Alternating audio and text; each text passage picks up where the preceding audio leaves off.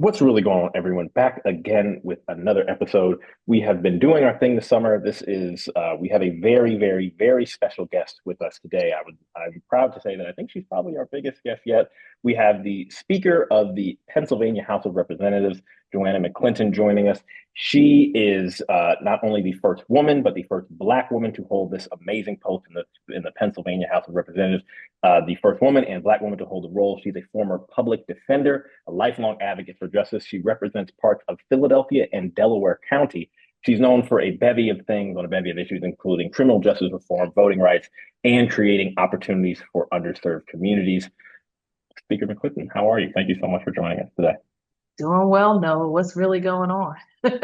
Too much, which is exactly why you're here. There's so much going on, and I think one, just thank you for joining us. Like I said, I think we've long wanted to have you on, and for you to finally be on, I think it's a amazing opportunity for us. And I think we just wanted to start it off, like I said, being that you're the first woman and Black woman to serve as the role of the Speaker of the Pennsylvania House. What has that journey been like for you personally and professionally? We know that in politics there are a lot more Black women entering, but not that many in leadership positions like yourself. But can you talk to us about personally, but also professionally, what this very unique experience has been like for you?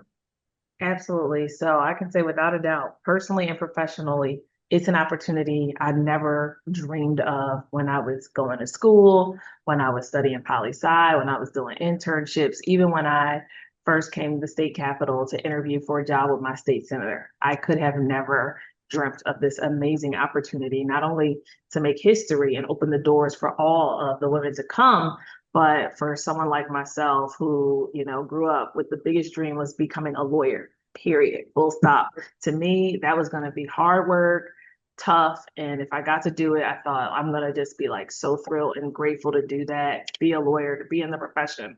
And so to be the Speaker of this Pennsylvania House is just amazing honor. I'm so grateful. My neighbors gave me the opportunity to be their state rep, and 102 colleagues in my caucus, and of course our larger body, because the whole chamber supported me on Mm. swearing in day. 202 other members, voted for me to be the speaker, and I'm thrilled to be here, thrilled to represent, thrilled to hold it down, and really excited to just show a shift in paradigm. I'm not symbol only. Like I'm not just symbolic, but like I bring all of what my mother and my granny taught me to this role. I bring all of what my clients taught me when I was a public defender to this role. And I am just working very hard, not only to maintain it, but to make sure that while I'm here, to make an impact. Amazing. I really love that, considering I had that inclination to be a lawyer at some point and I lost my passion. So it is really, really, really good to see you continue to have that passion on like all levels. On the podcast, we heavily focus on, just like state politics from Georgia to New York to DC. How does that kind of influence your engagement with, your direct constituents and being a leader in the Democrat Party? And we often hear like Democrats need to be louder, Democrats need to do more. How do you think you engage that type of rhetoric? Absolutely. So, first of all, I'm glad you didn't go to law school if you didn't want to go. I tell every one of my legislative interns, like, if you don't want to do it, don't do it. It is not 3 years of fun. It's not, undergrad times two. It's rough. Okay. That's all I'm gonna say. Get to your question. But getting to the question, we have a lot of work to do. We had such a rough election cycle in 2024 that now that we see Project 2025 unfolding every day, it is tough. People are stressed, people are exhausted. People who are in leadership are not only pushing for folks to not lose hope, but also making sure that leaders of ourselves and you and your generation don't get exhausted while we're fighting for better days to come. So I like to engage folks strategically. First of all, where I live in West Philly, in my neighborhood, in my district office, and then recognizing everybody's not going to stop in my office because everybody doesn't have a need for my office. But how do they know who I am and how we can work together to serve the community. So sometimes that's a virtual town hall.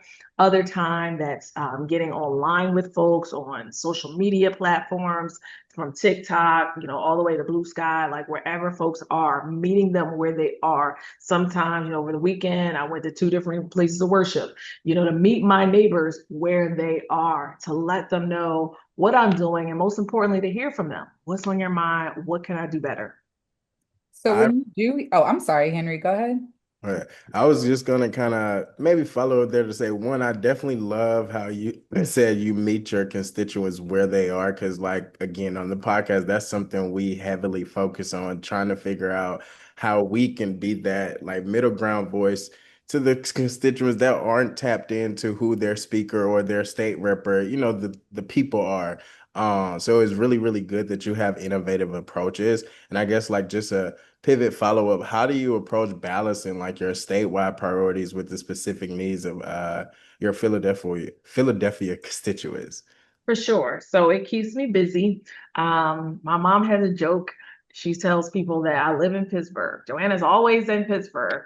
She either in Harrisburg or Pittsburgh. She ain't never home. I'm like, wait a minute, mom, slow up. Like, I am home. But of course, to get to some of the areas that are a little farther out, many times, I'll start in Pittsburgh and move out. Go northwest to Erie, go a little bit south to Butler County. I go, well, the last time I was there, I went further south down to Washington to speak to an NAACP. And I was telling my colleague who serves that community, it's the first NAACP event in my life where there were fewer Black people than there were white people. I know you cracking up, but look, this is real. Hand of God, Yeah, this is yeah. real. So when we talk about meeting people where they are, it's also not having the mindset of what a room should look like because it's the NAACP Freedom Fund Gala. Mm. What it looks like in Washington, Pennsylvania, where there's a very small population of people of color, is different from what it looks like in Philly and even Reading and all the ones that I've been through around the state. But I take those invitations, and I know, just like everybody, I can't take all of them, but I take as many as I can because it's important that folks who are not on, city and state's website searching the news, that they know who I am and what I'm doing. And it's also important that I know who they are and what they're doing so that when I'm in the state capitol, I know there's a Black mayor in Washington, Pennsylvania, and there's a Black member of the Court of Common Pleas. And I met these folks at the NAACP event. So it doesn't matter, that it wasn't, 400 or 500 Black people. No, but the people who were there, all of them are doing such great work. It was a tremendous opportunity. So I love that. But I do have a question when it comes to like the major cities. Each of us live in DC. I live in New York. Henry lives in Atlanta. And what we talk about in our cities versus the outskirt or the counties or the suburbs are totally different. And I am curious, when you talked about Philly and you're meeting people where they're at, what are some of the things that people on the ground really want to talk about or want to see change in Pennsylvania that's maybe happening in Philly that's not necessarily happening in the suburbs and vice versa? So I have always lived in Philly. So y'all are all over. I've never been able to live anywhere else. I love my city. I've been there my whole life. I lived in the same zip code for 43 years. Don't judge me. So I grew up in Southwest. I now live in West, but it's like a couple of blocks apart, and literally it's the same zip code. I know that one of the things that we have very strong in Philly is a sense of community, a sense of working together. So like I'm in Harrisburg right now. My neighbor texted me yesterday a sign like, look, sis, you got to move your car because they're about to finally pave our street that, they dug up the potholes months ago. So I had to, call everybody like, hey, I got to move my car. I'm not going to be home for a few days. I'm in Harrisburg. It's a real sense of community in that city. People think big cities, everybody's, on your own. It's a cold, lonely place. But Philly is never going to be New York. It is not that big of a city. And we have a real sense of community. So many times, even when I'm just in the suburbs, right? Not even like all the way to Pittsburgh or all the way to Erie or all the way, somewhere else in PA, they'll say, well, it's not as close knit. It's not as, we're not as together because our houses are farther apart and you can't hear your neighbor sneezing and say, God bless you. And I'm like, listen, that might be the case, but it's still what you make it. you can still create your sense of community in the suburbs. You can still organize where you live in a cul-de-sac. And I'll tell you, knocking doors in my neighborhood versus knocking doors in the suburb, you talking about steps getting in, where's my watch, my Fitbit?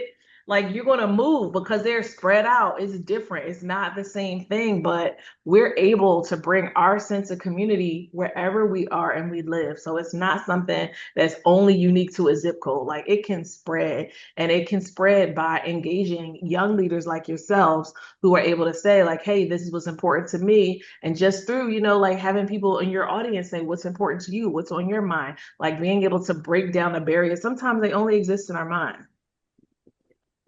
No, that is so real, especially when it comes to barriers and you being a Black woman in this seat. I am curious, what advice would you have for other Black women or just young women, women of color trying to get in this space? They might not know you.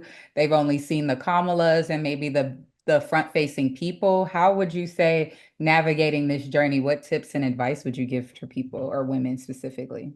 Absolutely. So I tell women who are watching and listening to go for the opportunities, to get into the room, to get yourself a seat at the table. Shirley Chisholm said, bring a folding chair if they won't give you a seat. I didn't have an inkling towards politics. I studied poli-sci because I was going to law school. That's it. It's full fact. I was not doing internships to network and become a state rep. Like, are you kidding me? 25 years ago at LaSalle, I was just like, I'm going to law school in '03. Like, that's all I had on my mind. Like, that was it. So when we talk about new dreams, some of us in this rough time with this current administration are like, wait a minute, I want to get involved. How do I get involved? There is a way. And it doesn't necessarily mean you're going to immediately run for Congress. There are opportunities every 6 months throughout our states for elections. There are school boards, there are city councils, there are borough halls, there are state houses. You find out what's going on, and maybe you're not to a point where you would want to seek elected office. But guess what? All of our offices have internships, paid. In the state house, they're paid. I can't speak of what's going on in other places, but we have internships, and with the campaigns that happen this year, next year, there will be paid opportunities. If you just want to volunteer on the weekends, like, we need everybody. And while we admire our Madam Vice President, she didn't start off VP. Right? She started off, as my one sister rep up here says, in the trenches. She started off as a young lawyer in court, with a dream. Maybe she could become the first woman DA. And she was able to do that. And then attorney general. But like, it wasn't one day and one night. So we see the big names, and we're proud of our sisters in the Senate right now. Angela Also Brooks, Lisa Blunt Rochester. For the first time, we have two Black women in the United States Senate. The first time. It's like unheard of. And that's awesome and amazing. But like, reality, most of us are not going to become United States senators, right? There's only two in every state. It takes millions and millions and millions of dollars. However, there's opportunities for us to get connected and to get plugged in. And once you get connected, once you get involved, it wasn't until I became the chief counsel of my state senator that I ever even came to the state capitol. I couldn't have told you who the Speaker of the House was. I couldn't have told you what they were working on. I was not involved or engaged. But once you start taking the steps to get involved and engage, don't be discouraged by there being few women or few Blacks, whatever it might be, or few Latinos. Like, no, you are welcome and you can make the space. No, I love that aspect of, I think, just starting, because I think we see politicians in Washington or anywhere, and we say, I can't imagine getting to that high place. And it's like, you don't have to start there. You can start anywhere. And I think that probably even more so, given that you're, meeting people where they are, you're meeting so many different roles and so many different, state and local governments where they need people who look like you. They need people who look like me. I think people have made a lot this year, as I'm sure you know, as someone who lives in a now a purple state, at least. The theme of 2025 has, been a lot in terms of, what Democrats can do to push back, and like largely kind of what we were talking about earlier, that largely relates to what is happening only in DC. But I'm sure, could you just kind of share with our audience what actually fighting back looks like, not only in state and local government, but also within your leadership position within the Pennsylvania State House? I'm sure it looks a lot different as opposed to what's happening in DC, where you're actually doing some real digging. Can you talk to us a little bit about like what that fighting back looks like for you? Absolutely. So we in Harrisburg have a budget deadline of June 30th. We have been now over 2 weeks past that budget line because our friends who serve in the Senate, where they have a Republican majority, wants Harrisburg to be Washington. They also want to cut back on benefits.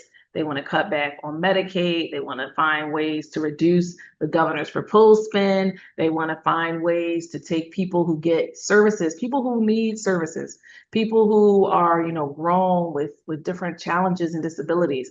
They want to cut the funding to support them getting help at their homes to bathe and to clothe themselves. I mean, like, it's really cruel and harsh. It's tough to even talk about.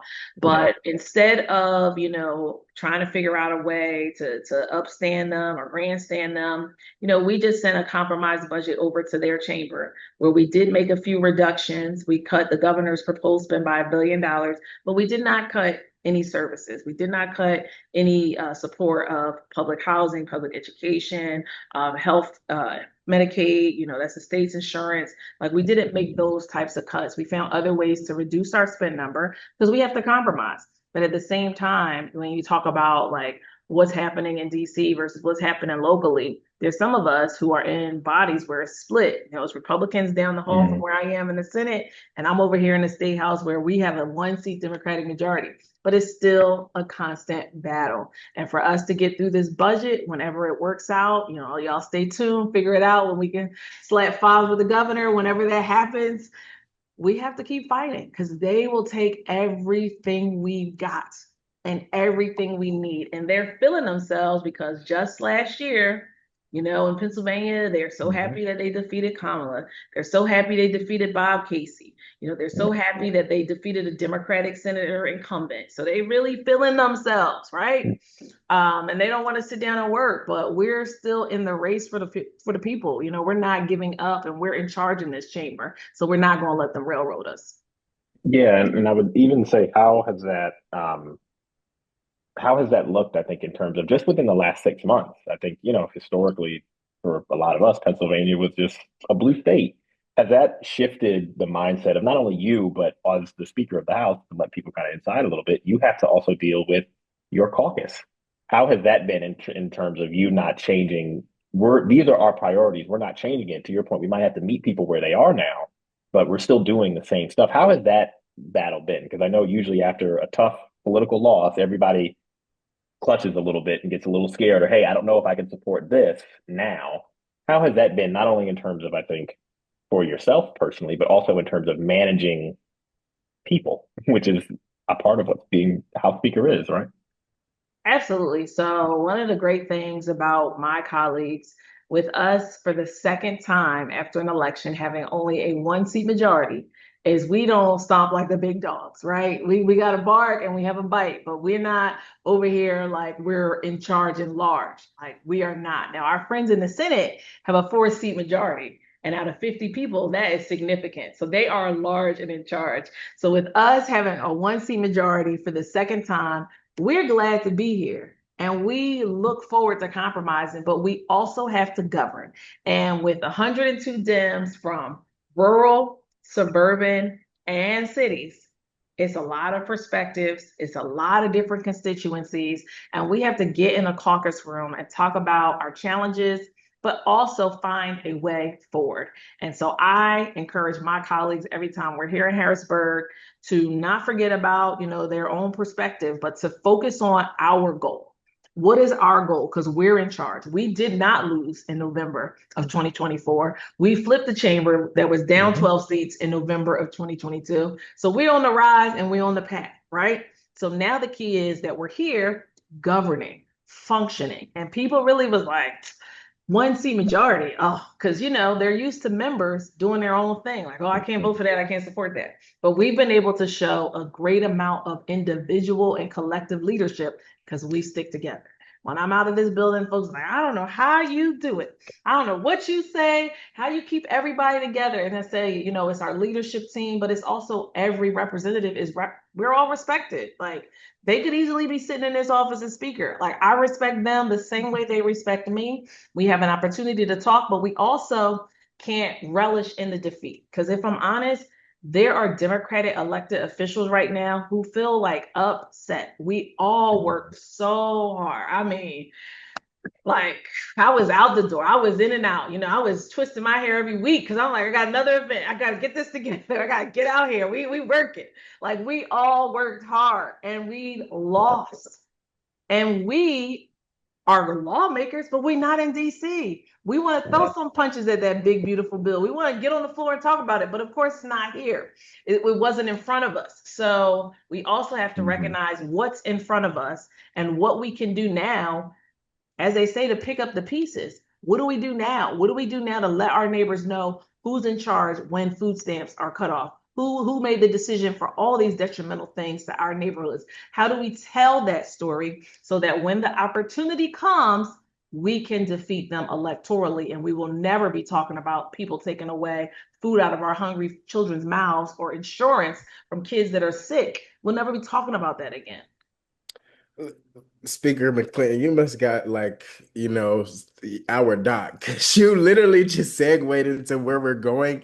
I'm glad you mentioned the big, beautiful bill because I definitely would love your opinions. I want mainly your opinion on how you feel about the burden shifting to like, the lower class citizens, food stamps, Medicaid, all of these like government assistance programs are being just wiped away. And as you said, we can focus on the state level about what's in front of us. But, I would love to hear your perspective on all of those things.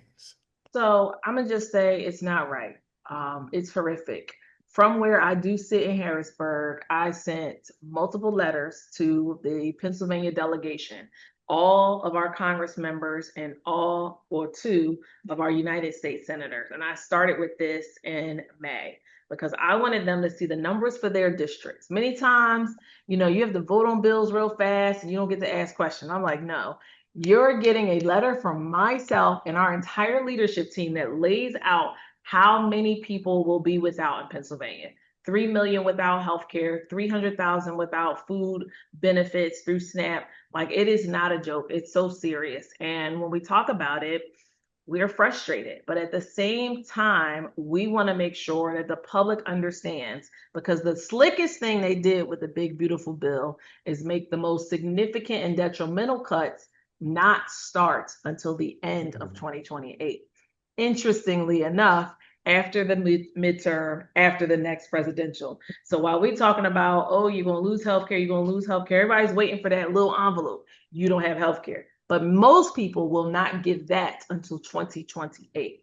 But what we're doing is making sure that folks are aware, that they're informed, that they understand what's going on. And even before that, like starting in February with the USAIDs cuts, agencies were losing money. People that give out food on a weekly basis to churches, to masjids, to nonprofits, they lost funding so significantly that people are literally like, well, where am I going to go on this Thursday to go and get food and go and get groceries? So many of us locally have been trying to put together resources to fill in the gaps. But at the state level, we don't print money. This is not the US Treasury. So we don't have that extra $23 billion that we will lose from our budget. Like we don't have it. It's nowhere to be found. It's not under this bottle of water on my desk. So we're going to really find ourselves in trouble financially. And I was on a call today with other state legislative leaders, all Black, and we're saying the same thing. In New York, in Florida, like we're going to lose money in our budgets that we normally would get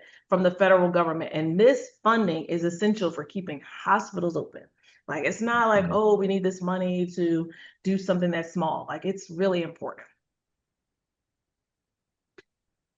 And we've started this political podcast back in 2016. We were college friends, still college friends. But our main reason was to really connect with younger voters and millennials, people our age who weren't really necessarily focused on politics, kind of like your story before getting into this position.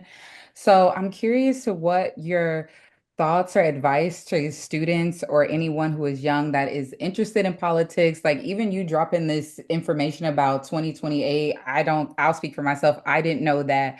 So for people, students, especially if you're graduating in 2028 and you don't even know that this thing is already coming down the pipeline, how would a young poli-sci major be able to get involved in this or just know more?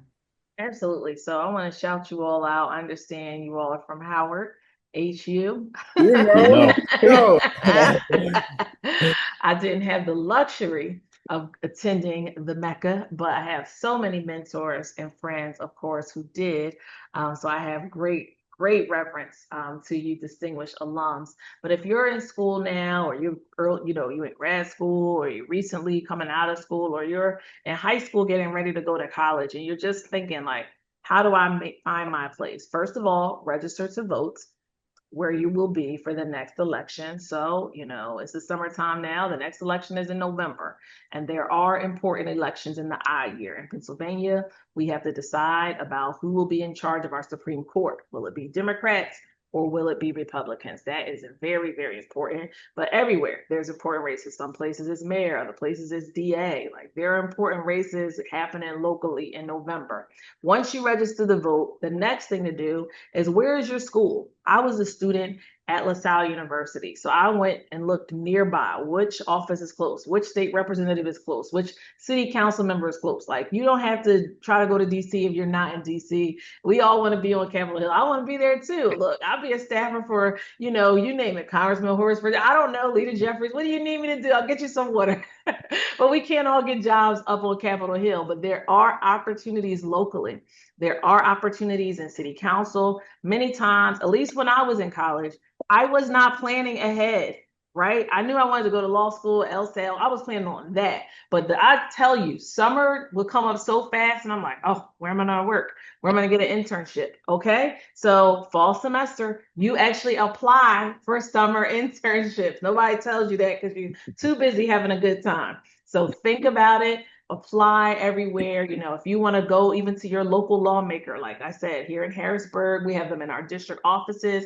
I have a student now from another institution who's doing a great job. We have a recent grad starting in a couple of weeks, but some of them they're rolling, but a lot of them you apply in the springtime, the beginning of the year. So apply. And then the next thing is to volunteer. Don't think you're above volunteering, right? Don't think you're above. And I know we're in an age where wages are very important. Like, things cost a whole lot of money, but there is limited opportunity, even if it's once a week for a couple hours, where you say, hey, I want to work on your campaign. I want to be there. What can I do? I want to ring the bells. I want to knock the doors. I want to hand out literature at the subway stop. Like, no, and things are digital now. I want to follow you with a cell phone. Mm-hmm. Whatever it is, I'm going to make a good TikTok. Your energy is needed. Like, it's not all up to 40 plus. Like, we need all of you. And the best thing, unlike my generation, you're the largest voting bloc in the country. The largest voting bloc. Like, no, 18 to 35 can determine the outcome of every election when you all participate. And the young people that were in my office last summer, I'm like, if y'all don't get y'all friends to vote, I'm done. I said, you're going to reach your friends better than I can, because I could go to Cheney and have a microphone, but guess what? You listen to each other. So you also have the privilege of telling your friends who otherwise would not care and not be interested, but because you're interested in politics, you can turn the light on for so many others.